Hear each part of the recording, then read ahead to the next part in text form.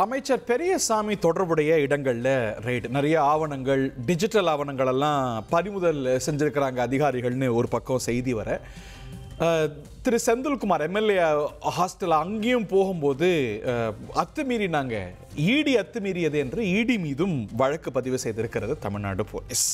நாங்கள் ஈடிக்கும் அஞ்ச மாட்டோம், மோதிக்கும் அஞ்ச மாட்டோம். இந்த வாக்கு திருட்டு சர்ச்சை இருக்கு இல்லையா, ஓட் ஷோரின்னு ராகுல் காந்தி எழுப்பிட்டிருக்கிறாரு, அதிலிருந்து திசை திருப்பத்தான் இந்த ரெய்ட் என்று திராவிட முன்னேற்ற கழகம் இதற்கு பதிலடி கொடுத்திருக்கிறது.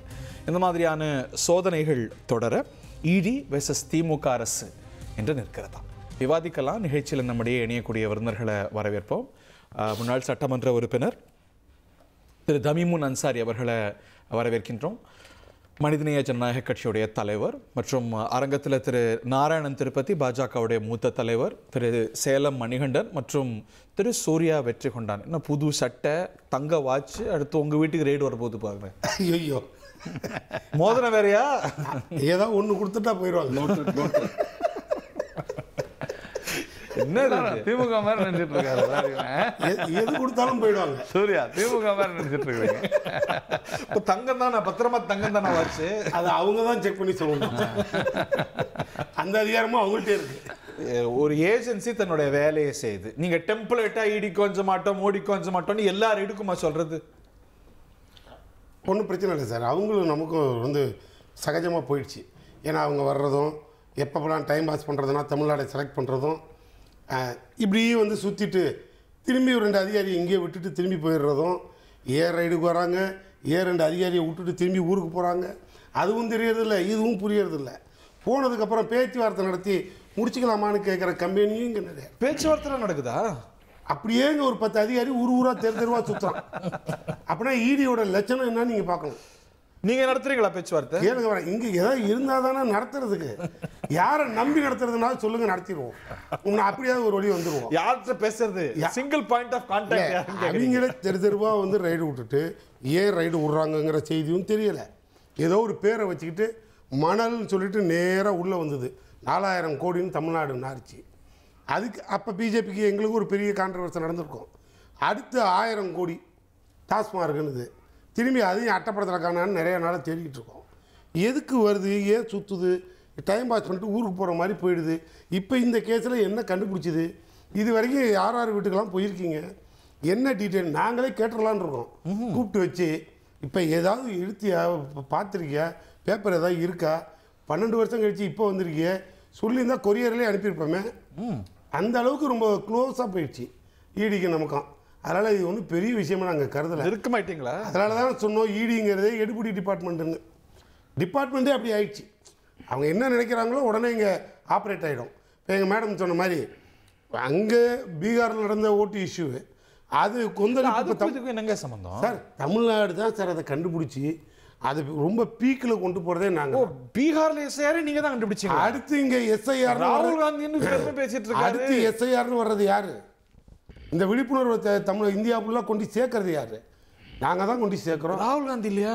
அது சார் அவர் தான் எங்களுக்கு அங்கே டெல்லியை பார்த்துக்கிறாரு. ஓஹோ. ஒட்டுமொத்த இந்தியாவையும் நாங்கள் சுற்றி பார்த்துக்கிறோம். இப்படி வச்சுக்குவோம், சுற்றி நாங்கள் பார்த்துக்கிறோம். ஏன்னா இப்போ பிஜேபிக்கு நெருக்கடி கொடுக்குற இடத்துல யார் இங்கே இருக்கா?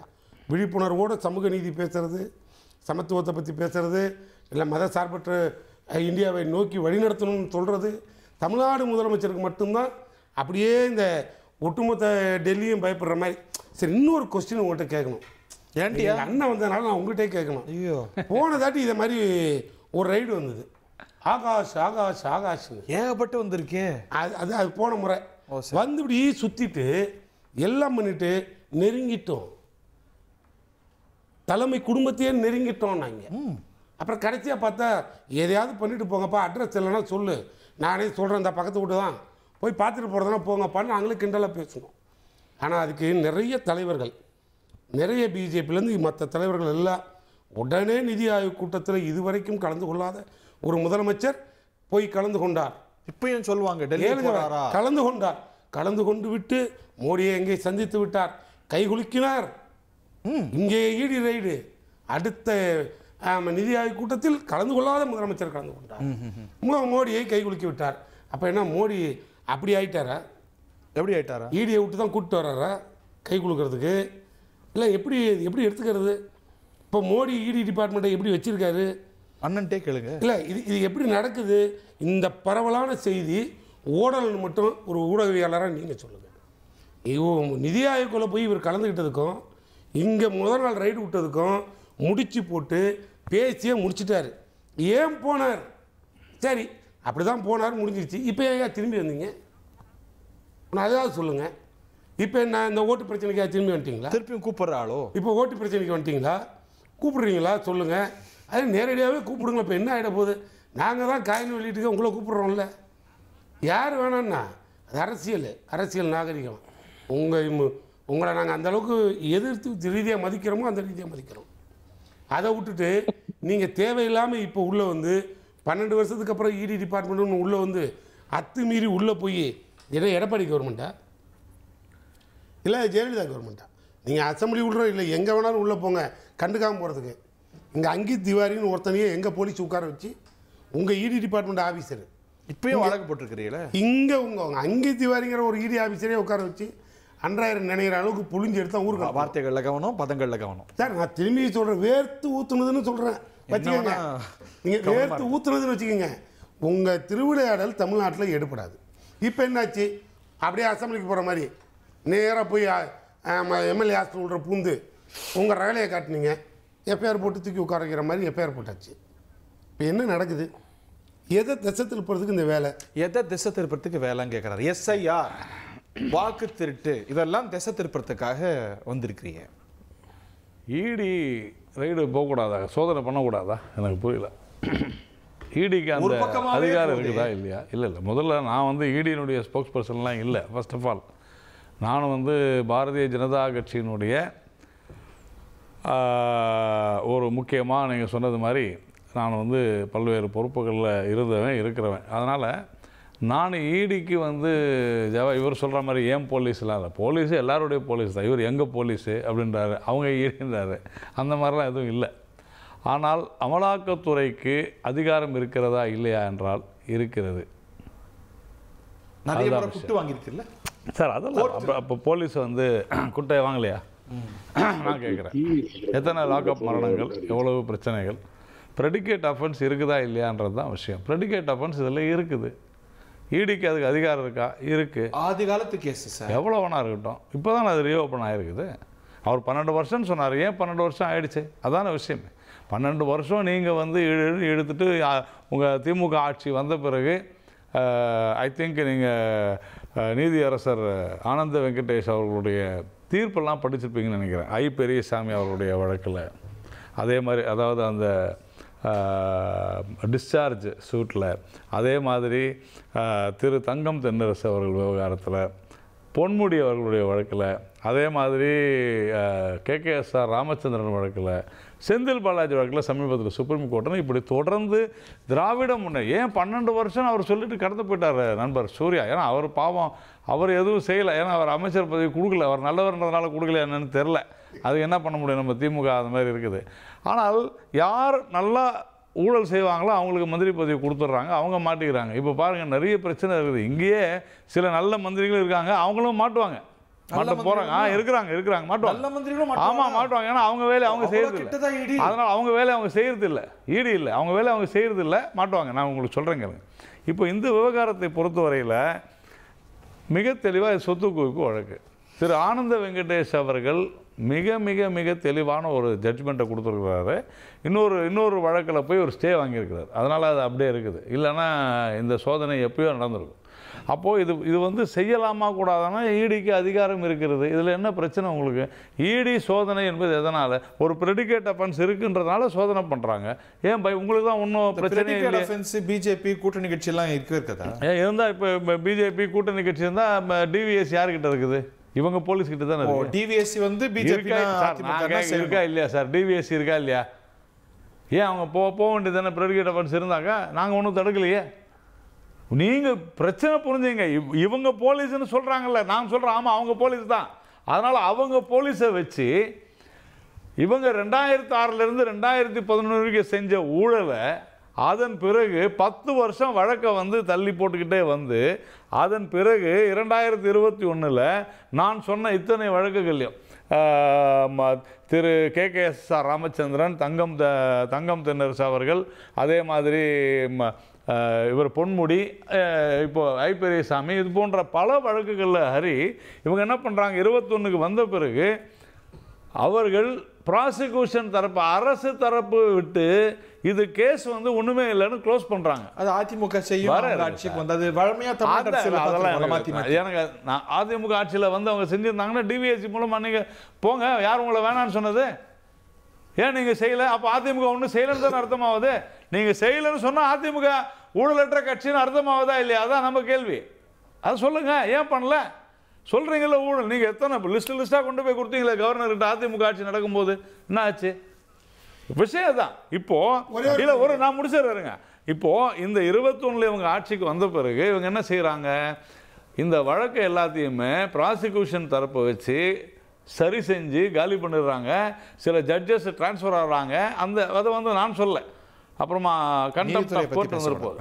நான் பேசல சார், சொல்லிட்டேன். நீதி அரசர் ஆனந்த வெங்கடேஸ்வரர் ஜட்ஜ்மெண்ட்டை போய் படிங்க. அதுல தெளிவா இருக்குது. ஒரு ஜட்ஜு ரிட்டையர் ஆகிறதுக்கு முன்னால எப்படி 465 விட்னஸை நாளே நாளில் பார்த்து சரி பண்ண முடியும் கேட்கிறாரு அவர். நான் கேட்கல. அப்போ அந்த மாதிரி திமுக அரசு செய்த காரணத்தினால, அதாவது ஒரு மிகப்பெரிய குற்றத்தை மூடி மறைத்து அந்த கேஸிலிருந்து இவங்க தங்களுடைய அதிகாரத்தை, இந்த ஆட்சியினுடைய அதிகாரத்தை பயன்படுத்தி ஊழல் மந்திரிகளை, ஊழல் செய்தவர்களை தப்பிக்க விட்டிருக்கிறார்கள். அதை நீதியரசர் ஆனந்த வெங்கடேஷ் அவர்களும் இப்பொழுது இந்த வழக்கு வந்திருக்கு பாருங்க, இதுவும் அதேதான். தமிழக உயர்நீதிமன்ற நீதிபதிகள் சொல்லி இந்த வழக்கை வந்து நீங்க நடத்தின விதம் சரியில்லை, இவர்கள் குற்றமற்றவர்கள் என்று சொன்னது தவறு, மீண்டும் இதை விசாரிக்க வேண்டும் என்று சொல்லி இருக்கிறார்கள். பிரெடிகேட் அப்பன்ஸ் வந்திருக்கு. தைரியம் இருந்தால் நீதிமன்றத்தை விமர்சிக்க சொல்லுங்க. தைரியம் இருக்குதா? இல்லங்க. ஈடி அப்ப ஈடி எங்க இருந்து விமர்சிக்கிறாங்க? ஈடி ஏன் போச்சு? அந்த நீதிமன்ற தீர்ப்புனால தான் ஈடி போச்சு. பிரெடிகேட் ஆஃபென்ஸ் அப்புறமா போச்சு அப்படிங்கற சிம்பிள்ங்க. இல்லையா? சொல்லுங்க. இடம் இல்லையா? ஜட்ஜ்மென்ட் சரியில்லை சொல்லுங்க. எல்லார்கிட்டும் ஈடி எங்களுக்கு ரைடு விடுறதுல அப்புறம் வச்சுக்குவோம். ED department supreme court raid விட்டுதே. எங்க வச்சுக்கீங்க? நான் கேட்குறேன். ஈடி டிபார்ட்மெண்ட் சுப்ரீம் கோர்ட்டே ரைடு விட்டுது. அந்த நீதியரசர்லாம் அண்ணனுக்கு பேர் தெரியாதா? ஒரே பேர், எங்களை விடுதலை பண்ணி நீங்களே விடுதலை பண்ணிக்கிட்டீங்க. நாங்கள் யாரும் எங்களை விடுதலை சூர்யா, இதுக்கு சேர்த்து பதில் சொல்லுங்க. நான் இதுக்கு சேர்த்து பதில் சொல்லுங்க. சமீபத்தில் நான் இவ்வளோ சொன்னேன். சமீபத்தில் சுப்ரீம் கோர்ட்டில், உச்ச நீதிமன்றத்தில் சொல்கிறாங்க, இந்த வாழ்நாள் முழுவதும் நடைபெறுவதற்காகவே 2500 அக்யூஸ்ட குற்றம் சாட்டப்பட்டிருக்கிறீர்கள் இந்த செந்தில் பாலாஜியினுடைய வழக்கில் அப்படின்னு. இதை விட ஒரு கேவலம் ஏதாவது இருக்கிறதானா? இல்லைங்க. உச்ச நீதிமன்றம் சொல்கிறது. அந்த அளவிற்கு ஒரு மோசமாக ஒரு வழக்கை திசை திருப்புவதற்காக, ஒரு சில ஊழல்வாதிகளை காப்பாற்றுவதற்காக இந்த அரசாங்கம் செய்திருக்கிறது என்று உச்ச நீதிமன்றம் உங்களை சொல்லி இருக்கிறது. இதற்கு மேலும் நீங்கள் அந்த நபர்களுக்கு அதிகாரத்தை கொடுத்து கொண்டிருந்தால் இது மோசமான இந்த திராவிட மாடல் என்பது ஊழல் மாடல் தான். சுப்ரீம் கோர்ட்டுக்கு மரியாதை கொடுத்து நாங்கள் வழக்கு முடிகிற வரைக்கும் அவரை வெளியில் வச்சோம், அவ்வளோதான். அதுக்காக வந்து ஏற்றுக்கிட்டு ஐயோ நீ குற்றவாளின்னு நாங்கள் சொல்லலை, அவங்களே ஒத்துக்கிட்டு தான் வெளில அனுப்பணும். அதை விட்டுருங்க. பட் நான் அண்ணன்ட்ட திரும்பி கேட்குறேன், நாங்களே விடுதலை பண்ணிக்கிட்டுனா விடுதலை பண்ணது ஒரு நீதிபதி. நான் நாராயணன் திருப்பதி சாரும் நானும் ரிலீஸ் ஆர்டர் கையெழுத்து போட முடியாது. எல்லா கேஸ்லேருந்து விடுதலை பண்ணுறது ஒரு நீதிபதி. ஆனால் அதுக்கு பின்னால் இன்னொரு நீதியரசர் வருவார். அவர் உட்காந்து கேஸ் எல்லாத்தையும் ரீஓப்பன் பண்ணுவார் சூமோட்டோவா. திரும்பி அதை எடுப்பீங்க, சுப்ரீம் கோர்ட்டு ஸ்டே கொடுக்கும், எல்லாரும் வாயை மூடிட்டு படுத்துருவீங்க. என்ன சார் நடக்குது? இது யார் எங்கேருந்து பழி வாங்குறது? என்னவோ அண்ணன் திரும்பி சொல்கிறாரு புதுசாக கண்டுபிடிக்கிற மாதிரி. இது அவர் வந்து எப்படி வழக்கு நடந்ததுன்னு கொந்தளிச்சிட்டாரு. ஆமாம், இடி டிபார்ட்மெண்ட்டை பார்த்து தான் சுப்ரீம் கோர்ட்டு கொந்தளிக்குது. நீ என்ன இது வரைக்கும் ஒரு 10 பேருக்கு வாங்கி கொடுத்துருக்க, 10,000 வழக்குக்கு கேஸாக நடத்துகிற. நீ எந்த கட்சிக்கு வேலை செய்கிற? அரசியல் பண்ணுறியா இல்லை இடி டிபார்ட்மெண்ட் வேலையை பார்க்குறியான்னு கேட்குது. மானியத்தினை பொன்மானெல்லாம் நீங்களே போட்டீங்க. இல்லை எத்தனை கொட்டி உட்கார வைக்குது. இவ்வளோ தூரம் எல்லா வேலையும் செய்யுது இல்லை. நீங்கள் என்ன அது ஒரு டிபார்ட்மெண்ட்டு, அதை எதுக்கு நீங்கள் பயன்படுத்துறீங்க? நான் கேட்குறேன், நீங்கள் வழக்கு போடுறீங்கல்ல, ரைடு விடுறீங்கல்ல, எந்த ஒண்ணுக்காவது இப்போ எங்கள் நாராயணன் திருப்பதி சார் ஒரு விளக்கம் சொல்லட்டும். ரைடு நடந்ததுக்கெல்லாம் ஏதேனும் ஒரு கன்விக்ஷன் ரேட் என்ன என்னன்னு ஓப்பனாக பேசுங்க. அது இது சரியா இல்லை எதுக்கு ரைடு சொல்லுங்க. ஒரு நிமிஷம் எவ்வளவு லாஜிக்கல் கன்விக்ஷனுக்கு சரியா எடுத்துக்கிறீங்க? டவுரி ஹராஸ்மெண்ட் கேஸ் இருக்குதுல்ல, கன்விக்ஷன் ரேட் என்ன தெரியுமா உங்களுக்கு? நான் சொல்றேன் குறைவுதான். சார் குறைவு எவ்வளவு இல்ல சொல்லுங்க. அதுலயே அப்படியே விட்டுறலாமா? இல்ல அந்த விஷயம் ஒரு நிமிஷம் இல்ல, ஒரு நிமிஷம் நீங்க நான் இன்னும் முடிக்கல. இல்ல ஒரு நிமிஷம் இருங்க. 50 சூர்யா பொது வாழ்க்கையில சூர்யா நான் என்ன சொல்ல வந்தேன்றதை புரிஞ்சுக்கிட்டு சொல்லு.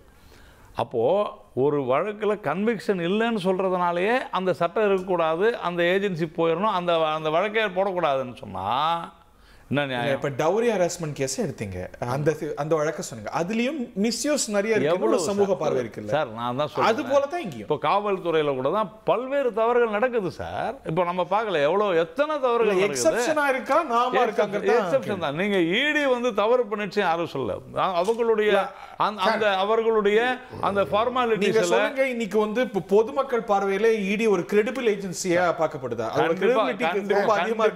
ஒரு விஷயம் இதுவரையிலும் ஈடி செய்வது சட்டவிரோதமான, ஒரு நிமிஷம், ஈடியினுடைய செயல்பாடுகள் சட்டவிரோதமானதுன்னு யாரும் எங்கேயும் சொல்ல. இன்னொரு கேள்வி ஒன்று கேட்டாரு, நான் மற்றவங்கள்ட்டையும் போனோம். ஒரே ஒரு வார்த்தை மட்டும் சொல்லிடுறேன், அண்ணா இன்னும் மறந்துடக்கூடாது. நான் இதே அதிமுக அமைச்சர்கள் மீதுனாரு அவ்வளோ கொண்டு கொடுத்தாரு. எந்த ஆளுநர் காப்பாற்றிட்டு இருக்கீங்க சார்? உங்கள்கிட்ட ஆட்சி இருக்குங்க, 5 வருஷம் ஆளுநரை வச்சு ஒட்டுமொத்த ஃப்ராடுன்னு சொல்ற அத்தனை வழக்கு பதிவு பண்ணாமலே காப்பாத்திட்டு இருக்கீங்க. சட்டமன்ற ஆளுநர் யார் கண்ட்ரோல்ல இருக்கீங்க? நான் முன்னாள் சட்டமன்ற உறுப்பினர்கிட்ட போறதுக்கு முன்னாடி இது அதிமுக வர வந்ததுனால சேலமணியன்ட்ட கேட்கணும்னு நினைக்கிறேன். உங்க மேல டிவிஎஸ்சி முன்னாள் அமைச்சர்கள் மேல வந்தா பழிவாங்குதல் அப்படிங்கிறீங்க, ஈடி போனா ஆஹா சூப்பர் அப்படிங்கிறீங்க. என்ன கணக்கு சார் அது? भाई दुश्मन का नाम सूर्या नहीं, सूर्या वेट्री कोंडान में वो पापा नाम, वो दुश्मन का नाम सूर्या. अच्छा कपा रे ठीक है धन्यवाद धन्यवाद. बीजेपी அதனால ஹிந்தியில பேசுறாரு. ஓஹோ சரி, ஏதாவது பேசுறது ஸ்டுடியோல கேட்டுச்சா? நீங்க என்ன கூப்பிட மாட்டீங்க, அப்புறம் தான் கூப்பிடுவீங்கன்னு நினைச்சிட்டு நான் கொஞ்சம் டெல்லிக்கு முக்கியமான தகவல் சிலது சொல்லிட்டு இருந்தேன். சூர்யா வெற்றி கொண்டா யாரு, என்ன கையில எவ்வளவு போட்டுக்கிறாரு, கழுத்துல எவ்வளவு போட்டுக்கிறாரு, கழுத்துக்கு எப்ப போடலாம் அப்படின்னு கேட்டாங்க. நல்ல வேலை ஏதோ இது பண்ணல, அடிக்கடி டெல்லி பறந்து போவார் பாத்துக்கோங்க. ஹரி முதல்ல வந்து மரியாதைக்குரிய அதிமுகவுடைய பொதுச் செயலர் எடப்பாடி பழனிசாமி அவர்களுக்கு ஒரு மனமார்ந்த நன்றியை தெரிவிச்சுக்கிறேங்க. இந்துக்களோட முக்கியமான பண்டிகை கிருஷ்ண ஜெயந்திக்கு வாழ்த்து சொன்னார். அது மாத்திரம் இல்லாம கிறிஸ்துமஸ் பண்டிகை ஆகட்டும், ரம்ஜான் ஆகட்டும், எல்லா மதத்தையும் சமமா பாவிச்சு அவங்களுக்கு வாழ்த்து சொல்ற திரு எடப்பாடி பழனிசாமிக்கு மீண்டும் ஒரு முறை நான் நன்றி சொல்லிடுறேங்க. இப்ப அண்ணன் வெற்றி கொண்டாரோட நிலைமை என்ன ஆயிடுச்சுன்னா, சோதனை மேல் சோதனை போதுமடா சாமி, ஈடி சோதனை தான் வாழ்க்கை என்றால் தாங்காது திமுக அப்படிங்கிறதெல்லாம் மறைச்சிட்டு, அவங்க அப்பா எப்படி எவ்வளவு கஷ்டம் இருந்தாலும் அதெல்லாம் காமிச்சிக்காம ஒரு 20-25 வருஷம் முன்னாடி மேடையில அப்படியே முழங்குவாரோ அந்த மாதிரி பாருங்க, பின்னாடி எல்லாம் ஜட்டையெல்லாம் கிழிஞ்சு போய், ஆனா முன்னாடி பல நல்லா பகட்டு நகை போட்டு உட்காந்துட்டு இருக்கிறாரு. ஆமாங்க, அந்த மாதிரி இருக்காங்க. நல்ல புது சட்டையா போட்டு வந்திருக்காரு. ஆமா சரி, அதெல்லாம் போட்டுங்க சார். நாராயணன் சார் வந்துச்சா? ஹரி காலையில இருந்து வந்துச்சா? தந்தி டிவி நான் காலையில இருந்து பார்த்து எனக்கு கண்ணு வலி ஏற்பட்டு இப்பதான் ஒரு மணி நேரம் கொஞ்சம் ரெஸ்ட் எடுத்தேன். வந்துச்சா வரலீங்களா? ஹரி வந்துச்சா சார்? நாராயணன் சார் ஏதாவது வந்துச்சா? நீங்க பாத்தீங்களா? வந்துச்சா? நம்ம பாய் கூட அன்சாரி பாய் ஏதாவது வந்துச்சா? பாத்தீங்களா? டிவில தந்தி டிவில பாத்தீங்களா? ஹரி ஏதாவது போட்டீங்களா? வந்துச்சா? என்ன தடவை கேட்கல, யாராவது பதில் சொல்லுங்க ப்ளீஸ். என்னது சார்? ஏங்க என்னங்க, ஒரு 4 வருஷத்துக்கு முன்னாடி கட்சியில சேர்ந்த செந்தில் பாலாஜியை வந்து ஈடி கைவிட்டு வந்துப்பார், கிட்ட வந்துப்பார், தொட்டுப்பார் அப்படின்னு ஆங்கிரி பேர்டா மாறி வந்து அறிக்கை விட்டார் நம்ம மரியாதைக்குரிய முதலமைச்சர். ஆனா கிட்டத்தட்ட நீங்க எம்ஜிஆர் அவர்களே எதிர்த்து போராடி ஒரு 50-60 வருஷமா திமுகவுக்காக நாடி நரம்பெல்லாம் ஓஞ்சி போய் கஷ்டப்பட்டு இது பண்ற ஐபிக்கு கடைசியில திமுக என்ன ஐபி கொடுத்துருச்சுங்களா? ஒரு அறிக்கை கூட வரலையா? உண்மையாலுமே வரலையா? கனிமொழி பேசியிருக்கிறாங்க, RS பாரதி பேசியிருக்கிறாங்க. ஏங்க நான் திமுக தலைவர் கேட்கிறேன், கனிமொழி தான் திமுக தலைவரா இல்ல வர போறாங்களா? ஏதோ அப்படி ஒரு செய்தி கேள்விப்பட்டேன், அது சம்பந்தம் இல்லாத இல்லைங்க. பொறுப்பா பேசுங்க. ஒரு கட்சி மூத்த தலைவர்கள் மூலமா ரெஸ்பாண்ட் பண்ணிருக்கு. ஏன் சார் 4 வருஷத்துக்கு முன்னாடி 5 கட்சிக்கு போயிட்டு 6வதா வந்த செந்தில் பாலாஜிக்கு துடிச்சு போய் ஜகத்தாய சூரியனே அப்படின்னு சிறையில இருந்து வந்தப்ப பாராட்டி அதே ஒரு கை வச்ச உடனே வந்து பார், கிட்ட தொட்டு பார் அப்படின்லாம் அறிக்கை விட்ட மரியாதைக்குரிய முதலமைச்சர் திமுக தலைவர் ஒரு 50 ஆண்டு காலம் கலைஞரோடையே இருந்து எம்ஜிஆர் வந்து காலை மிதிச்சுப்பார் திண்டுக்கல்ல அப்படின்னு எம்ஜிஆருக்கு சவால் விட்ட ஐ பெரியசாமிக்கு திமுக ஐபி கொடுத்துருச்சாங்கிறது தான் என்னுடைய கேள்வி. பதில் ஒரு வார்த்தை சொல்லிடுங்க. ஒரே ஒரு வார்த்தை பதில் அண்ணா ஒரே ஒரு வார்த்தை பதில் சுருக்கமா. நீங்க கவலையப்பட வேணாம். ஒரு தொண்டனே தீ குளிக்கிற அளவுக்கு இன்னைக்கு அந்த நிகழ்வை நீங்க படத்துல பார்த்துருப்பீங்க. அந்த அளவுக்கு உண்மையான தலைவனுக்கு இந்த தொண்டை எந்த காலத்திலும் விசுவாசமா இருப்பான். அப்புறம் என்ன உங்களுக்கு வேணும்? இதை விட இன்னும் வேற ஏதாவது வேணுமா? அண்ணா ஐபி அண்ணா உங்களை எனக்கு ரொம்ப பிடிக்கும். உடம்ப பாத்துக்குங்க, வயசாயிடுச்சு, சூதானமா பார்த்து நடந்துக்குங்க. யாரையோ காப்பாத்த போய் ஏதாவது வம்புல மாட்டிக்காதீங்க. நல்லபடியா நிம்மதியா இருக்கிறதுக்கு பாருங்க. அது நான் என்ன நினைச்சேன்னா தீபா ஆமா மிரட்டலிங்க. நான் உண்மையா உள்ளபடியா ஐபியோட மகனும் நானும் ஒன்னா சட்டக்கல்லூரியில படிச்சவங்க. அந்த அடிப்படையில ஒரு உரிமையோட சொல்றேங்க. அதுக்காகத்தான் சொன்னேன். நான் தீபாவளி அப்பதான் பொங்கல் வைப்பாங்கன்னு நினைச்சேன். ஆனா பாத்தீங்கன்னா இப்பவே பரட்டை டெல்லி பரட்டைங்க பத்த வச்சுட்டாங்க. எல்லாம் வெயிட்டிங் லிஸ்ட்ல இருக்கிறாங்க. ஒன்னா ரெண்டா வெயிட்டிங் லிஸ்ட்ல இருக்கிறாங்க. அநேகமா பாருங்க இன்னைக்கு இடி மீட்டிங் டுடே, மோடி மீட்டிங் டுமாரோவா, அநேகமா நாளைக்கு நாளானே கிளம்பி போயிடுவார் மரியாதைக்குரிய முதலமைச்சர். பாத்தீங்கன்னா ஏதாவது ஒரு கோரிக்கை தமிழகத்தின் நலன் காக்க, திராவிடம் காக்க, அது இதுன்னு காக்கிறதுக்கு அப்புறம் திருப்பி வந்திருக்கேன். என்ன கணக்கு அண்ணா? அப்ப இது உண்மைன்னு ஒத்துக்கீங்களா? என்ன உண்மை? மோடி இடி அனுப்புனது கூட்டு வரதுக்கு தானா? நீ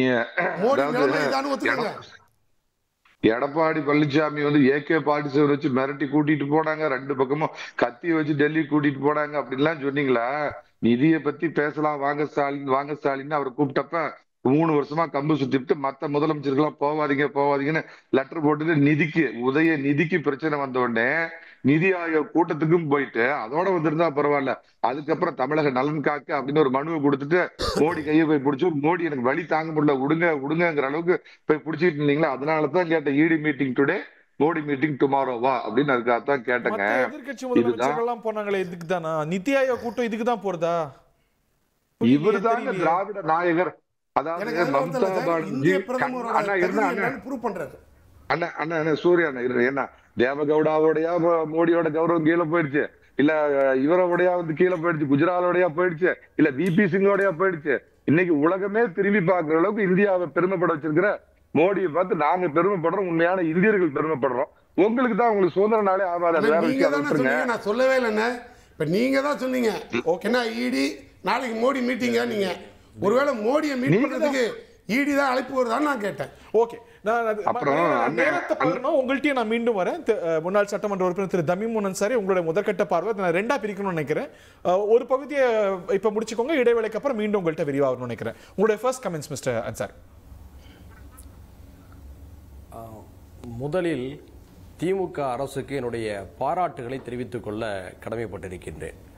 ஏனென்றால் அமலாக்கத்துறை அதிமுகவுடைய ஆட்சியில முதல்வர் அவர்கள் தலைமைச் செயலகத்தில் இருக்கின்ற பொழுது தங்களுடைய அதிகாரிகளோடு சோதனை நடத்திய போது அன்றைய அதிமுக அரசு எவ்வாறு எதிர்வினை ஆற்றுவது என்று தெரியாமல் தவித்தது. இது நாடறிந்த உண்மை.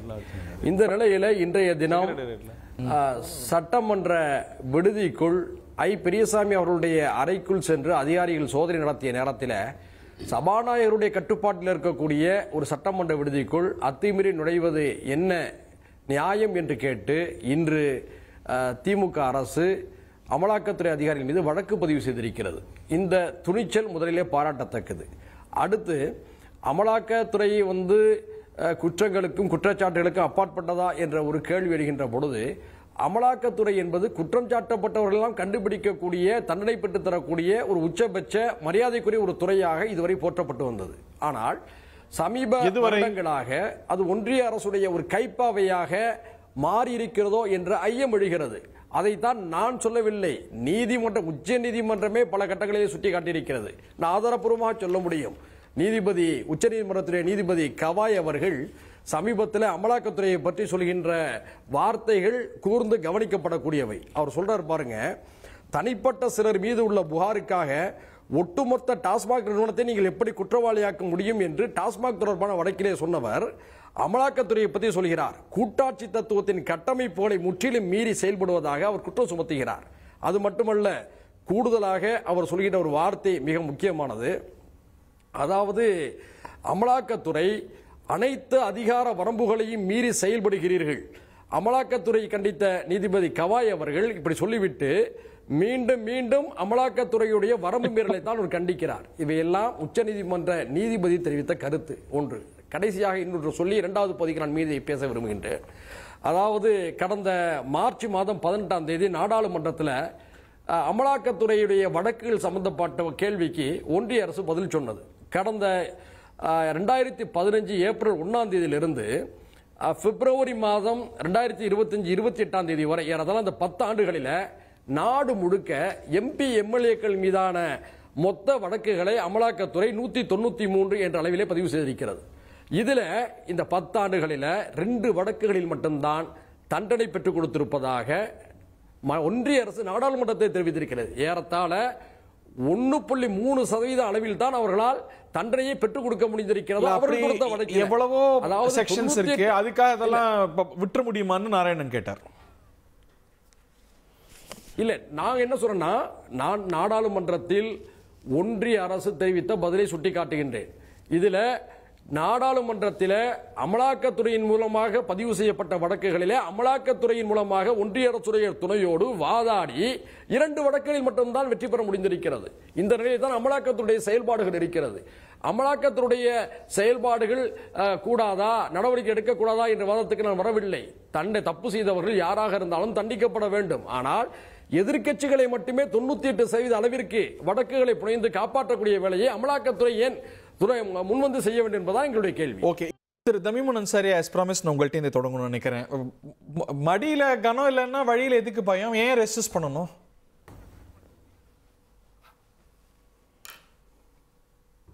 திரு அன்சாரி, கொஞ்சம் மீண்டும் கேட்கல தெளிவா. இது வந்து மடியில கனம் இல்லைன்னா வழியில பயம் இல்லையே, ஏன் ரெசிஸ்ட் பண்ணணும்?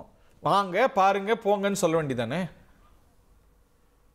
அதாவது நான் ஏற்கனவே சொல்லியிருந்தேன், தவறு செய்தவர்கள் யாரையும் நாம் ஆதரிக்க கூடாது. யார் தவறு செய்தாலும் அவர்கள் சட்டத்தின் அடிப்படையில் தண்டிக்கப்பட வேண்டும். ஆனால் ஒரு சட்டமன்ற விடுதிக்கு போகும்போது முறையாக சபாநாயகர் அனுமதி வாங்கிட்டு போங்க. அதை யாரும் குறை சொல்ல முடியலையே, குறை சொல்ல முடியாத. அவங்க வீடுகளுக்கு அதிகாரிகள் போயிருக்காங்க, அவங்க யாரும் தடுத்து நிறுத்தலையே, அராஜகம் பண்ணலையே, அவங்க அனுமதிச்சு தானே இருக்காங்க சோதனைகளை. அவங்க அங்கே வீடுகளில் கதவை பூட்டி கொண்டு கதவை திறக்க மறுத்திருந்தாங்கன்னா அவங்க கேள்வி நியாயமானது. அவங்க அனுமதிச்சிருக்காங்கல்ல. சட்டமன்ற விடுதிக்குள் சபாநாயகர் அனுமதி இல்லாமல் சென்றதைத்தான் அவர்கள் வழக்காக பதிவு செய்திருக்கிறார்கள். புரிந்து கொள்ளணும். ரைட். நான் இதே நான் திரு சேலம் மணிகண்டன் கேட்கணும்னு நினைக்கிறேன். அவர் ஒரு கான்ட்ராஸ்ட் டிரா பண்றாரு பாருங்க. இப்போ கடந்த ஆட்சியில் அதிமுக ஆட்சியில் தலைமைச் செயலகத்துக்கே சிபிஐ போச்சு. அன்னைக்கு யாரும் எதிர்வினையே ஆற்றலை. செல்வி ஜெயலலிதா இருந்தபோது வாய்ப்பு இருந்து இந்த மாதிரி விஷயங்கள்லாம் செஞ்சிருக்க முடியுமா? இன்னைக்கு சட்டமன்ற விடுதிக்குள்ள போகும்போது அதுல வந்து அரசு எதிர்வினை ஆற்றுது. ஸோ அந்த கான்ட்ராஸ்ட் பார்க்குறோம்ல சார். ஒண்ணு புரிஞ்சுக்குங்க, இதுக்கு மட்டும் வசதியா ஜெயலலிதா அம்மா உயிரோடு இருந்திருந்தா அது நடந்திருக்குமா அப்படிங்கிறது இல்ல. அமலாக்கத்துறைக்கு அவங்களுக்கு முழு அதிகாரம் இருக்குது. அது சட்டமன்றமா இருக்கட்டும், அவங்க வீடா இருக்கட்டும், சட்ட சபைக்குள்ள போய் உள்ள வேணா கைது செய்யறதுக்கு சபாநாயகத்தை கேட்கலாம் ஒழிய அவருடைய சட்டமன்றமே கிடையாது சார். முதல்ல அங்க இருக்கிற ஆபீஸுக்கு அவங்க போறாங்க. எடப்பாடி பழனிசாமி ஆட்சியில ராமமோகன் ராவ் இதுல போய் நடந்ததுன்னா சட்டத்துக்கு உட்பட்டு தான் ஆகணும். அவங்களுக்கு எல்லாருக்கும் பவர் இருக்குது, அவங்களுக்கு அதிகாரம் இருக்குது. அந்த பக்கம் மன்னிக்கணும், ஓ பன்னீர்செல்வம் முதலமைச்சரா இருக்கிறப்ப நான் என்ன கேக்குறேன்னா, அது மறந்து போச்சு பாருங்க. பழைய நடிப்பு பேராண்டி அவர் தான் வெளியே போயிட்டாரு, போட்டுங்க. இது வந்து ஒரு விஷயமே கிடையாது. இவங்களா இன்னைக்கு பயந்துகிட்டு 10 பாரிகார்டர் போட்டுட்டு 20 போலீஸ் இருக்கு. இதுதான் அராஜகம், இதுதான் அவுட் ஆஃப் கண்ட்ரோல். இந்தியாங்கிற ஒரு அரசாங்கத்துக்கு கீழே தனியா நாங்க பண்ணுவோம். இதுதான் அராஜகம், இதுதான் சட்டத்துக்கு மத்திய அரசுக்கு உரிய மரியாதை கொடுக்காதுங்கிறது. இதுதான் நான் சொல்ல வர்றேங்க. அண்ணன் தமிமுன் அன்சாரி ஒண்ணு சொன்னாரு, கடந்த மன்மோகன் சிங் ஆட்சியில நீங்க இன்னைக்கு அப்படி போற்றி புகழ்ற உச்ச நீதிமன்றம் ஒன்று கேட்டுச்சு, சிபிஐ ஒரு கூண்டு கிளியாக மாறிவிட்டது அப்படின்னு சொன்னது வந்து அண்ணனுக்கு எப்படி மறந்து போச்சுன்னு தெரியல. 2011 அறிவாலயத்துல சிபிஐ ரெய்டு நடத்தி கலைஞர் கருணாநிதியை உட்கார வச்சு அவர்கிட்ட சீட்டு பேரம் பேசி 64 சீட்டு வாங்கினாங்க. வெளியே வந்து நொந்து போய் 63 நாயன்மார்களுக்கு கொடுப்பதை போல கொடுத்தேனாரு. அத அன்னைக்கு காங்கிரஸ் சிபிஐ மிரட்டி இருந்ததுன்னா அதை ஒத்துக்கிட்டீங்கன்னா இன்னைக்கு பிஜேபி அதே வழியில பண்ணுது அப்படின்னு நான் சொல்றேன். அண்ணன் தமிமுன் அன்சாரிக்கு இன்னொன்று சொல்றேன். அதே உச்ச நீதிமன்றத்தை கேட்டார், ஒரு நீதிபதி கேட்டார், நீங்கள் உண்மையான இந்தியர் தானான்னு இந்த ராகுல் காந்தி பார்த்து ஒரு கேள்வி கேட்டாரு. அந்த உச்ச நீதிமன்றம் தான் இதையும் சொல்லிச்சு. அதாவது அமலாக்கத்துறை பத்தி கேள்வி எடுத்துச்சுங்கிறது நான் புரிஞ்சுக்கிட்டேன். இல்ல நம்ம அப்படியே உயர் நீதிமன்றத்துக்கு ஒருத்தர் கேட்டார், இங்க ஐஏஎஸ் ஆபீசருங்க தனி ராஜாங்கம் நடத்துறாங்க தமிழ்நாட்டுல அப்படின்னு இங்க ஒண்ணு சொல்லிச்சு. அதனால நீதிமன்ற உதாரணம் எல்லாம் எடுத்தீங்கன்னா சேம் சைடு கோலே விட. நான் இன்னொன்னு கேட்கிறேன் சார், இவங்க வந்து கன்விக்ஷன் ரேட் கேட்கறாங்களே, டிவிஎஸ்சியோட கன்விக்ஷன் ரேட் இது வரைக்கும் என்ன சார்? நான் இன்னும் சேம் சைடு கோல் ஒன்று போடுறேன் சார். அன்னை சூர்யா வெற்றி கூட அதுக்கு பதில் சொல்லணும். ஸ்டாலின் என்னாச்சு? கொடநாடு வழக்கு என்னாச்சு? உண்மை குற்றவாளி வந்து 1 மாசத்துல பிடிப்பேன்னு சொன்னீங்களே, என்னாச்சு? ஸ்டாலின் என்னாச்சு? சந்தேக அம்மா மரண வழக்கு என்னாச்சு? என்னாச்சு? ஸ்டாலின் என்னாச்சு? தங்கமணி வீரமணி வழக்கு என்னாச்சு? என்னாச்சு? இப்படி கேக்குறாரு. எல்லாம் கவர்னர் மூலமா காப்பாற்றப்பட்டாச்சு. என்ன கவர்னர் மூலமா? கவர்னர் மூலமா காப்பாத்தி வச்சிருக்காரு. இல்ல நீங்க போய் கவர்னரே தூக்கிடுவோம். என்ன சொன்னீங்க? அப்புறமா இவரை தூக்குவோம். நீங்க கவர்னர் இல்ல, கவர்னர் மாளிகை கேட்ட கூட வாழ தொடக்க முடியாது. நீங்க இல்ல என்னென்ன பொய் வாக்குறுதி சொன்னார் முதலமைச்சர்? உண்மை குற்றவாளிகளை கண்டுபிடிப்பீங்களா? உண்மை குற்றவாளி யார் கண்டுபிடிக்க கையெழுத்து போட்டாரு. இது பேச்சா? ஐயா, 506 பொய்யான வாக்குறுதியில கொடுத்த நீங்க 2 பொய்யான வாக்குறுதி. அம்மா சாவில் சந்தேகம் இருக்குது, நான் ஆட்சிக்கு வந்த 1 மாதத்துல நடவடிக்கை எடுப்பேன்னாரு. கொடநாடு உண்மை குற்றவாளிகளை உடனே கைது சொன்னீங்க. விசாரணை கமிஷன் போட்டது நீங்க. உங்க போட்ட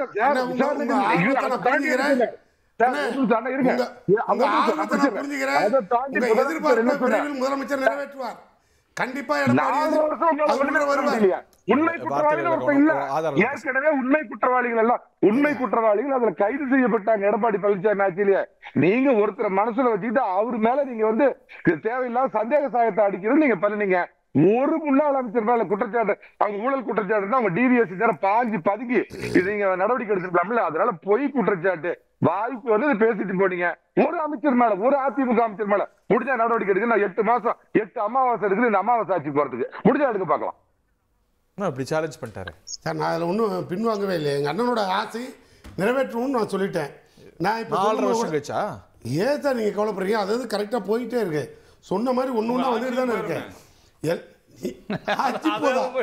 அடுத்து நாங்கள் வருவோம் இல்லை, நீங்கள் அதை பற்றி கவலைப்படுறீங்க. நீங்கள் அதை பற்றி ஒன்றும் கவலைப்படாதீங்க. நமக்கு புல்லு பூண்டு கூட மிச்சம் இருக்காது. நீங்கள் அதை ஒன்றும் யோசிக்க வேண்டாம். நான் கேட்கறது, இப்போ அவர் அண்ணன் கேட்டார், அத்தனை அதிமுக அமைச்சர்கள் யாரேனும் நடவடிக்கை எடுத்தீர்களான்னு. ஆனால் அதை நீங்கள் கேட்க வேணாம், நாங்களே கேட்டுக்கிட்டு தான் தெரியுறோம். யாருக்கிட்ட நடவடிக்கை எடுக்க வேண்டிய இடத்துல இருக்கிறது யாருக்கு கேட்கிறாரு? எல்லாம் எடுத்தாச்சு சார். அனுமதி கொடுக்காம காப்பாத்துற அவர் யாருன்னு நடவடிக்கை எடுத்திருக்கீங்க? கொடநாடு வழக்கு கவர்னருக்கு சம்பந்தம் கிடையாது. கொடநாடு வழக்கு அது முறையா போயிட்டு இருக்கு. உண்மை குற்றவாளி இன்னும் 3 மாசம் 6 மாசத்துல ரிசல்ட் வந்துடும்.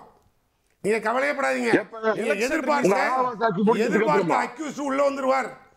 திரு நாராயணன், நீங்க கருத்து சொல்ல வரீங்க. எல்லாருமே என்ன, நீங்களும் அதான் கேட்டீங்க, what is the conviction rate அப்படின்னு சொல்லிட்டு. கன்விக்ஷன் ரேட் ஆஃப் இடி அப்படின்னு பார்த்தீங்கன்னா 93.6%. 93.6% கன்விக்ஷன் ரேட்.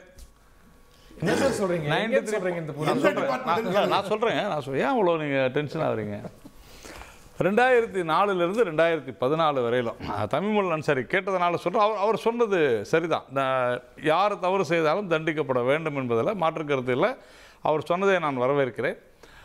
ஆனால் ஒரு விஷயம் புரிஞ்சுங்க, 2003 பாரதிய ஜனதா கட்சியுடைய ஆட்சியில், மரியாதைக்குரிய அடல் பிகாரி வாஜ்பாய் அவருடைய ஆட்சியில், இன்றைக்கி அவருடைய நினைவு நாள், அந்த ஆட்சியில் தான் இந்த பிஎம்எல்ஏ வருது. அதாவது அமலாக்கத்துறையினுடைய இந்த குறிப்பிட்ட விஷயம் வருது. பிஎம் கூட்டாளிகளாக இருந்தீங்களே அப்போ? ஆமாம், திமுகவும் அப்போ பங்கில் இருந்துச்சு, ரைட்டு. அப்போது அதிலிருந்து இன்னி வரைக்கும் பார்த்தீங்கன்னா, அதாவது அந்த 2003க்கு பிறகு உடனே எங்கள் ஆட்சி போயிடுது. 2004 2014 திமுக அங்கம் வகித்த காங்கிரஸ் கூட்டணி ஆட்சியில் 5161 கோடி ரூபாய் முடக்கப்பட்டது. Criminal properties முடக்கப்பட்டது. ஆனால் 2014 24 இந்த 10 வருடத்தில் பாஜக ஆட்சியில் பார்த்தீங்கன்னா 1,54,594 கோடி ரூபாய் கிரிமினல் ப்ராப்பர்ட்டிஸ் முடக்கப்பட்டிருக்கிறது. நீங்கள் கேட்ட கன்விக்ஷன் ரேட் 93.6%. நான் உங்களுக்கு வழக்கோட சொல்கிறேன், 47 வழக்குகளில் தீர்ப்பு வந்திருக்கிறது. அதில் ஒரு நிமிஷம் ஐயா, ஒரு நிமிஷம் இருங்க, ஏன் அவசரப்படுறீங்க? 47 வழக்குகளில் தீர்ப்பு வந்திருக்கு. வழக்கில் தீர்ப்பு வந்து என்ன அர்த்தம்? ஜட்ஜ்மெண்ட் கொடுத்தது 47 வழக்கில் தான். அந்த 47 வழக்கில் 3 வழக்குகள் தான் விடுதலை செய்யப்பட்டிருக்கிறார்கள். அக்யூட்டல் 3 வழக்கு தான். சார் ஒரு நிமிஷம் பாருங்க, ஜுடிஷியல் டிலேக்கு நாம ஒன்றும் செய்ய முடியாது. நீங்க எதனா செய்ய முடியுமா? நீங்க எதாவது செய்ய முடியுமா? முடியாது. நீங்க எதனா செய்ய முடியுமா? ஐயா ஒரு நிமிஷம் இருங்க, ஒரு நிமிஷம் இருங்க. ஏன் நீங்க இவ்வளவு பதட்டப்படாதீங்க. அதுதான் நான் சொல்றேன். இன்னைக்கு 2014க்கு மேல இருக்கக்கூடிய வழக்குகள் வேகம் எடுக்கப்பட்டிருக்கின்றன. தயவு செஞ்சு புரிஞ்சுங்க. 93.6%. இனி தயவு செஞ்சு இந்த ஆர்குமெண்ட்டை கொண்டு வராதீங்க. What is the conviction rate? நான் உங்களுக்கு ஆதாரத்தோட கொடுக்குறேன். நான் எங்க நாடாளுமன்றத்தில் மத்திய அரசு தெரிவித்த அந்த கருத்தை தான் நான் இங்கே பதிவு பண்ணுறேன். ஐயா நாராயணன் வந்து அதுக்கு நேர்மாற்றமாக கருத்து சொல்கிறார். இல்லை நீங்கள் அது என்ன கேள்வி தமிமுன் அன்சாரி நீங்கள் கரெக்டாக சொல்லுவீங்க தெரியும். ஆனாலும் அதில் என்ன கேள்வின்னு பாருங்கள். நான் அதனால தான் நானும் சொன்னேன் 2004 இன்னி வரைக்கும் நீங்கள் பார்க்குறீங்க. 2014க்கு மேலே உள்ளது தான் நான் வந்து பேசிக்கிட்டு இருக்கிறேன். ஏன்னா 2004 சரியான முறை மொத்தமே வழக்கே போடல. அவங்க வழக்கு போட்ட வழக்குகள்லாம் தவறாக இருக்குது. அதனால் there is a judicial delay. அது நார்மலாக ஜென்ரல் நடக்கக்கூடிய விஷயம். நான் சொல்வது 47 வழக்குகளில் தீர்ப்பு வந்திருக்குது. கன்விக்ஷன் ரேட்டுன்றது 93.6 விழுக்காடு. நீங்கள் என்ன கேள்வி என்ன பதில் சொல்லுங்கள், நான் வேணால் அதில் உங்களுக்கு சொல்கிறேன். தமிழ்நாட்டுக்கு 50 ரைடு வந்திருக்கு, வழக்கு போடலன்னு கேளுங்க. சார் ரைடு இல்லைங்க. இல்லை சூர்யா கொஞ்சம் புரிஞ்சுங்க. சோதனை என்ன அறி என்ன இல்ல சோதனை என்ன சார்? சோதனைனா அடுத்த நிமிஷமே நீங்க ரஜினி சினிமாவில் ஒரு படத்தில் நம்ம பார்ப்போம். Your under arrest. இன்கம் டேக்ஸில் ஆஃபீஸராக போவார். Your under arrest. இன்கம் டேக்ஸில் போய் அரெஸ்ட்லாம் பண்ண முடியாது. நல்லா புரிஞ்சுங்க. இன்கம் டேக்ஸ் ஆஃபீஸர் அரெஸ்ட் பண்ண முடியாது. ஆனாலும் சினிமாவில் அது மாதிரிலாம் நடக்கும். நீங்கள் சோதனை போனாலே உடனே அரெஸ்ட் பண்ணோம்னா அப்போ தமிழ்நாட்டில் ஒருத்தர் கூட மிஞ்ச மாட்டாங்க. எல்லாரும் அரெஸ்ட் பண்ண வேண்டியதுதான். ஏங்க நீங்கள் சோதனை போனால் அரெஸ்ட் பண்ணோம்னா இல்லைங்க சர்ச்சுங்க. நீங்க ரைடுன்ற வார்த்தையே தவறுங்க. நீங்க மீடியாவில் ரைடுன்னு போடுறாங்க. சர்ச்சுன்னு சொல்லி பாருங்க, உங்களுக்கு தெரியும். சோதனை ஒன்னும் சொல்லலாம், போய் போன்னு சொல்லலாம், அண்ணன் சொல்ற மாதிரி சொல்லலாம். இல்ல என்ன கேட்கிறேன், சர்ச் பண்றாங்க.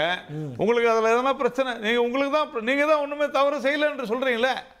நீதியரசர் ஆனந்த வெங்கடேஷ் சொன்னதுதான் நான் மறுபடியும் சொல்றேன். தெளிவா சொல்றார். திட்டமிட்ட ரீதியில சதி நடந்திருக்கிறது. திட்டமிட்ட ரீதியில நீங்க தான் சதி செய்வதற்காக தான் ஈடி டிபார்ட்மென்ட் வச்சிருக்கோம். நான் சொல்லுங்க, நீதியரசர் ஆனந்த வெங்கடேஷ் உங்க கட்சியை உங்க ஆட்சியை சொல்லிருக்கிறாரு. உங்க அமைச்சர்களை வச்சு நீங்க எப்படி ஊழல் பண்ணுவீங்க, மோசடி பண்ணுவீங்கன்னு சொல்லிருக்கிறாரு. இவர் ஆனந்த வெங்கடேஷ் நீதியரசர் பேரை அடிக்கடி சொல்றதுனால சொல்றேன். பாத்தீங்கன்னா நீதியரசர் ஆனந்த் வெங்கடேஷ் சார் போட்ட வழக்குல உச்ச நீதிமன்ற நீதிபதிகள் என்ன கொட்டு வச்சிருக்குங்கறத ஓபனா பேசுறேன். நீங்க அப்சர்வேஷன் பேசாதீங்க. எதுக்கு எடுத்தாலும் ஈடி பத்தி ஆனந்த் வெங்கடேஷ் சார் இருக்கிறதான சார். ஆனந்த் வெங்கடேஷ் சாருக்கு மேல உச்ச நீதிமன்றம் ஒன்னு இருக்கு. ஆனந்த் வெங்கடேஷ் சார் எத்தனை கேள்வி கேட்டது? சரி பரவாயில்லை, ஓபன்ல பேசுவோமா? நீதியரசர் வேல்முருகன் இன்னைக்கு கேஸ் அத வச்சு தான் நடக்குது. தமிழ்மன்னன் சார் நீங்க சொல்லுங்க வந்தீங்க. திரு Ansari, you wanted to add something. திரு தமிழ்மன்னன் சார் நீங்க குறுக்கிட விரும்புறீங்க. ஹலோ, நீங்க குறுக்கிட விரும்புறீங்க, நான் அதனால உங்களுக்கு வாய்ப்பு தரேன். அதாவது ஐயா நாராயணன் அவர்கள் வந்து நீதிபதி கருத்தை சுட்டி காட்டி பேசினாரு. கடந்த 7ஆம் தேதி நடைபெற்ற இது தொடர்பான ஒரு விசாரணையில உச்ச நீதிமன்றத்துடைய நீதிபதி உஜ்வல் புயான் சொன்ன கருத்தை நான் இந்த இடத்துல பதிவு செய்ய கடமைப்பட்டிருக்கிறேன். அவர் அமலாக்கத்துறையை பற்றி அவர் சொல்கிறார். ஒரு நயவஞ்சகனை போல் நேர்மையற்ற முறையில் செயல்படக்கூடாது, சட்ட எல்லைகளுக்கு உட்பட்டு நேர்மையாக செயல்பட வேண்டும் என்று உச்ச நீதிமன்ற நீதிபதி அமலாக்கத்துறையை பார்த்து கூறுகிறார். இதை நீங்கள் மறந்துவிடக் கூடாது. அமலாக்கத்துறையுடைய நடவடிக்கைகளின் மீது அதிருப்தியுற்ற காரணத்தினால் தான் உச்ச நீதிமன்ற நீதிபதி அந்த கருத்தை சொல்கிறார்.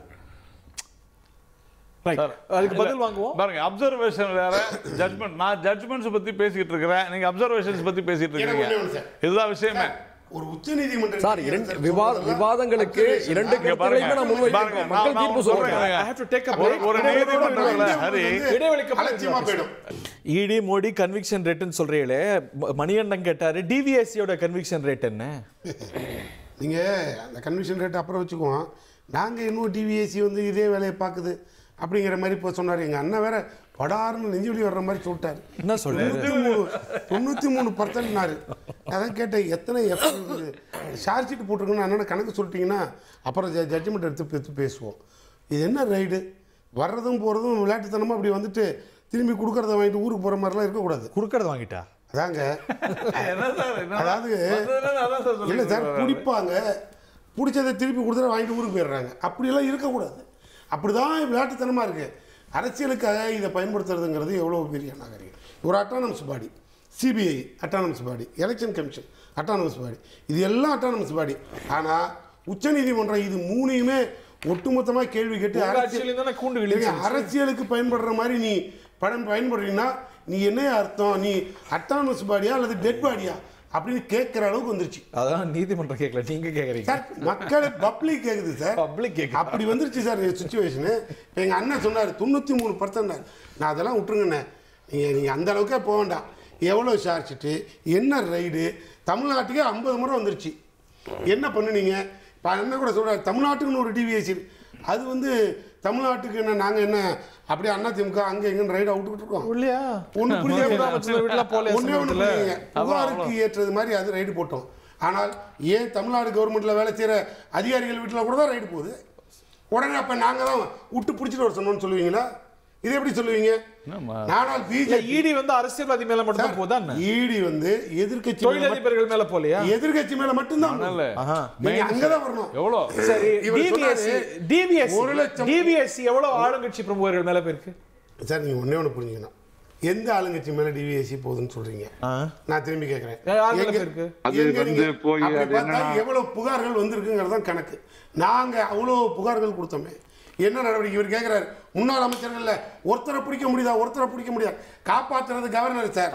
இல்ல எவ்வளவு நாளைக்கு ஓடுவீங்க? இல்ல அப்ரூவல் சார், சாங்ஷன் கொடுக்கணும்ல சார். நீங்க வேகமா நடத்துங்க. உங்களை யார்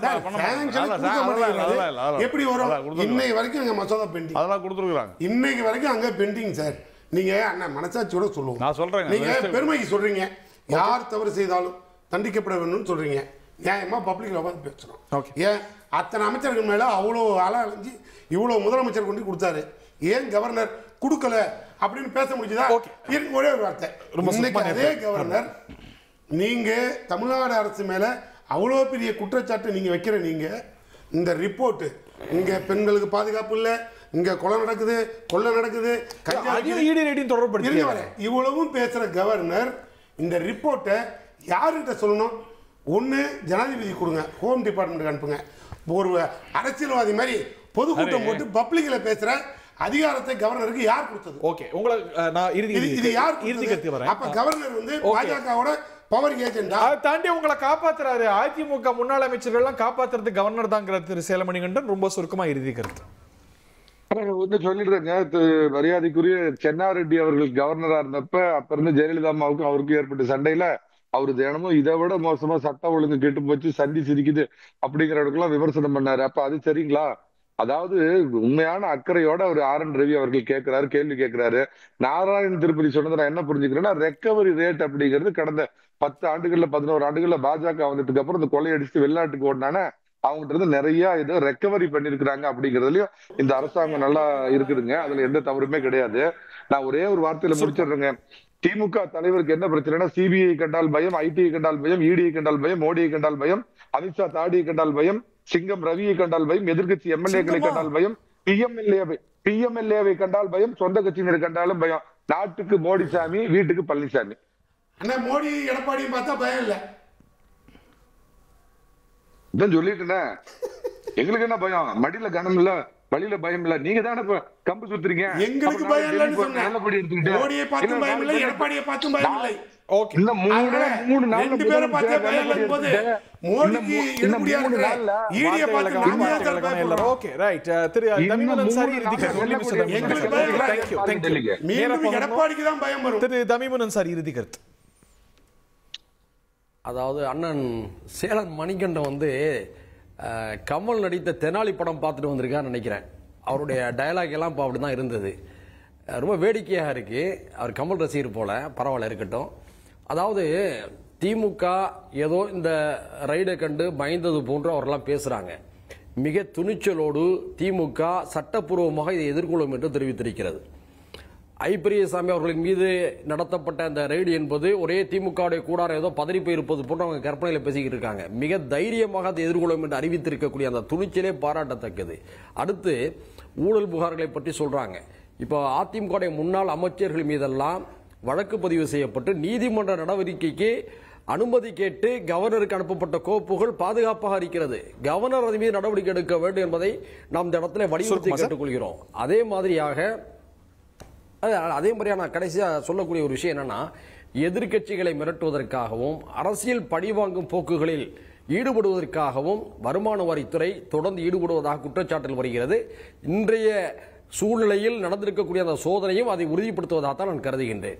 பாஜகவுடைய ஒரு அணியை போல அமலாக்கத்துறை செயல்படுவது கண்டிக்கத்தக்கது. ஓகே, அதோட கிரெடிபிலிட்டி ஹையா இருக்கா? நான் தான் சொன்னேன் உங்களுக்கு, கன்விக்ஷன் ரேட் 93.6% சொல்லிட்டேன். இதுல இருந்து யாரும் அதை வந்து இல்லன்னு திருப்பி சொல்லாதீங்க, ஒரு ஹார்ட் அட்டாக் வந்துரும். இல்ல நெஞ்சு வலிங்கற அது வரக்கூடாது, நான் சொல்ல நண்பர் வர. ஆனால் ஒரு விஷயம், முரண்பாடுகளின் மொத்த உருவமாகத்தான் இந்த திமுக காங்கிரஸ் போன்றதெல்லாம் இருக்கு. நம்ம சூர்யா சொன்னது போல பீகார்ல வந்து நீக்கப்பட்ட வாக்காளர்கள் அனைவரும் பாரதிய ஜனதா கட்சி ஆதரவாளர்கள்னு சொன்னாங்க. தமிழ்நாட்டில் சேர்க்கப்பட்ட அதே பீகார் வாக்காளர்கள் பாஜகவுடைய ஆதரவாளர்கள், அவங்க வந்து பிஜேபியோட எதிர்ப்பாளர்கள். நாங்க பீகார்ல இங்க வந்து அதே வாக்காளர்களை ஆதரவாளர்கள்ன்றாங்க. இன்னொரு விஷயம் என்னன்னா, சூர்யா சொன்னதுனால இன்னொரு விஷயம் என்னன்னு கேட்டீங்கன்னா, சமீபத்தில் நேற்றைய முன்தினம் பார்த்தீங்கன்னா கூட ஒரு சின்ன விஷயம் தான், இது வந்ததுனால சொல்றேன். ஒரு ஊர்ல ஒரே ஒரு வாக்காளருக்கு 4 ஓட்டு இருக்குது. அதை எடுக்கணுமா வேண்டாமா? அதை எடுத்தா ஐயோ இவ்வளோ டெலீட் பண்ணிட்டீங்களேன்றாங்க. டெலீட் செய்யலைன்னா இவ்வளோ வாக்காளர்ன்றாங்க. இதுதான் விஷயம், நல்லா புரிஞ்சுங்க. முரண்பாடுகளின் மொத்த உருவம் இதுதான். ஓகே, சுருக்குமா 10 வினாடிகள். இல்ல சார், ஒன்றும் வேண்டாம். அண்ணன் சொன்ன மாதிரி அங்க நீக்கிறதே இங்க சேர்க்கறதுக்கு தான்.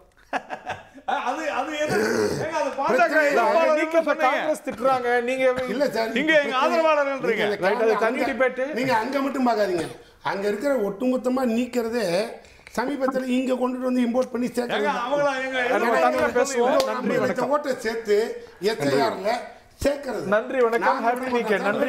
நன்றி வணக்கம்.